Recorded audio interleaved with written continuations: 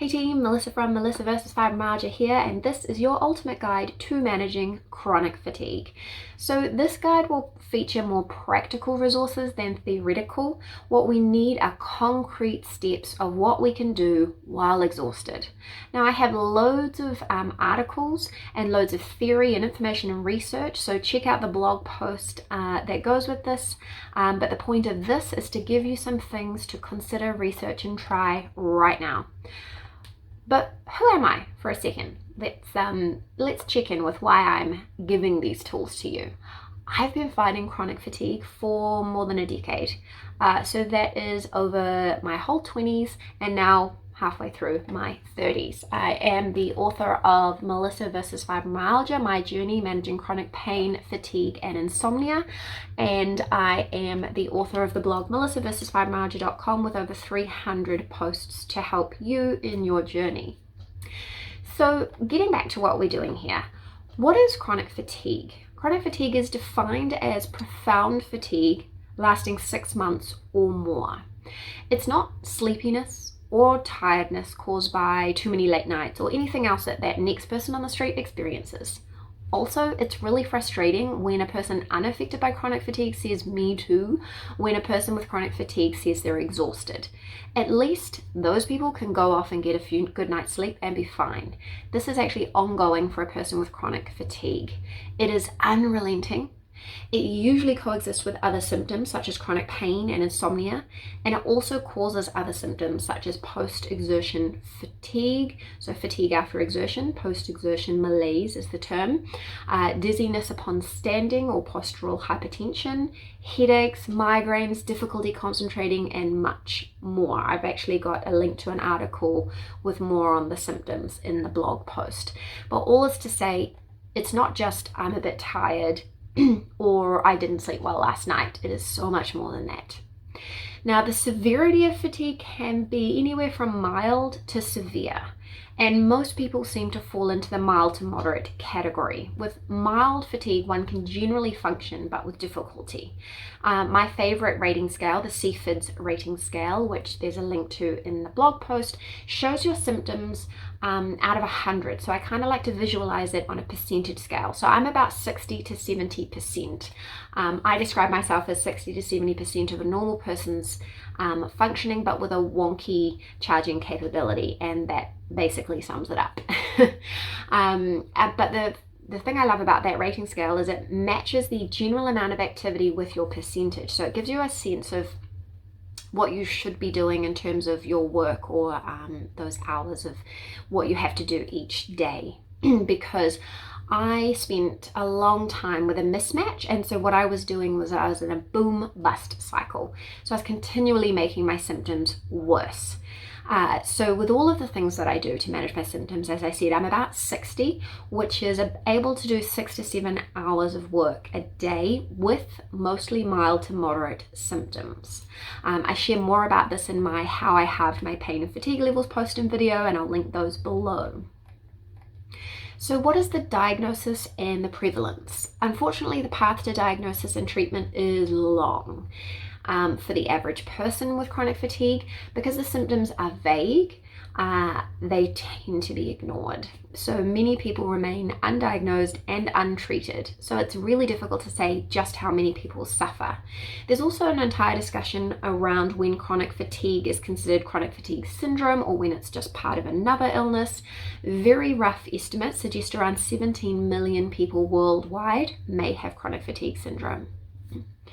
So however we got here, it's a bit tricky and really complex.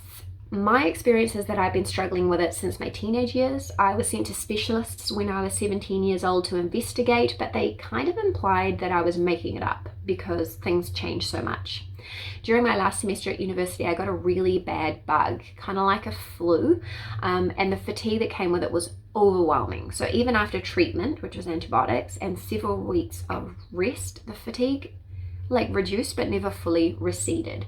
Over the last decade, it has reduced in intensity, especially with all of the things that I have been doing, but it does flare. Now, let's get on to practical details. What can we do? So the first book I would love to recommend for you is From Fatigue to Fantastic by Dr. Teitelbaum. That's my number one recommendation. Now, I have a post on 5 books that are great to read, but I really like this book and all of his recommendations. So check that book out.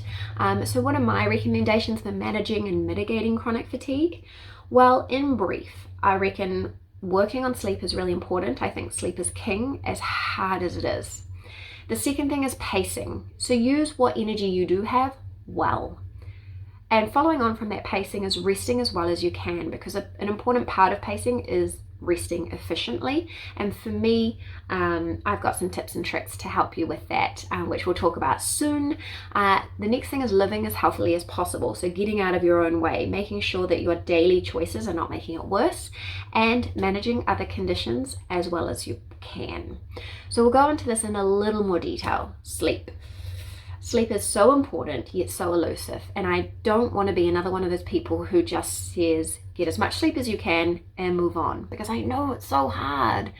Insomnia is prevalent. I have worked very hard on this because I knew sleep would make a difference for me, and it does. But despite my best efforts, it's still difficult.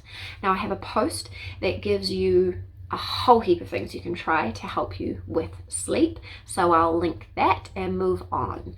Pacing.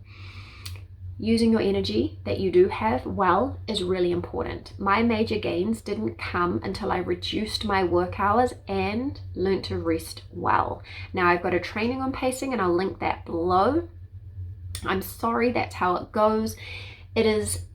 There's a lot. It is complex. There's so much to do. And if I was to create one video about it, it would be a very long video.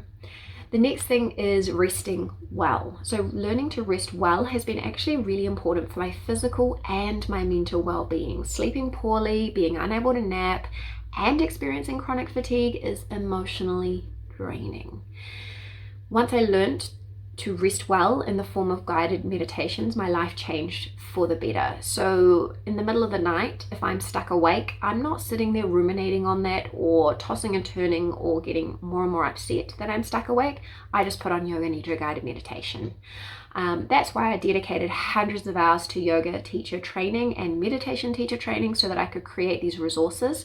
One of my Yoga Nidra meditations is linked below for you to try. I also have a free series. It's the Yoga for Fibromyalgia series. So people with chronic pain and chronic fatigue, it's 4 10-minute yoga tools. One of them is Yoga Nidra. So you can download and get going with those, and I'll link that below as well. But the last thing, second to last thing, is living as healthily as possible. You want to give energy with your lifestyle, not drain it.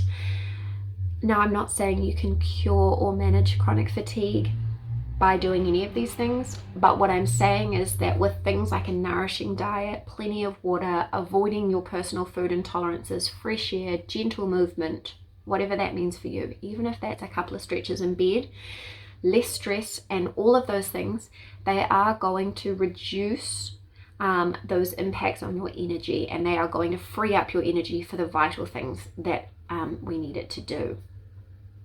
Now, the last thing is managing other conditions as well as possible. This is multi-pronged. On the one hand, other conditions add to chronic fatigue, and on the other, medications can add to it. So discuss with your doctor if any of the medications you're on cause excessive fatigue, and if so, is there any alternative?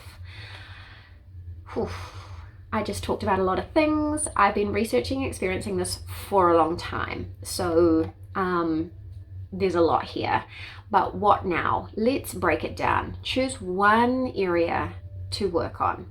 Now, I would recommend starting with Yoga Nidra because it is the simplest thing you can do right now. It literally means going to bed with your heat pack and turning on the guided meditation. It is being rather than doing, and it is going to give you some rest. So if you are really, really tired and feeling a little bit overwhelmed, start there. Don't turn off and do nothing, start there. Maybe you might like to look into pacing or sleep. There's a load of links in the blog post, so just go back to it when you're ready and start working through them, one little thing at a time. Tell us below What are your best tips for managing fatigue? What are your favorite things to do? And then tell me which thing you are going to try first. I really hope that something helps you.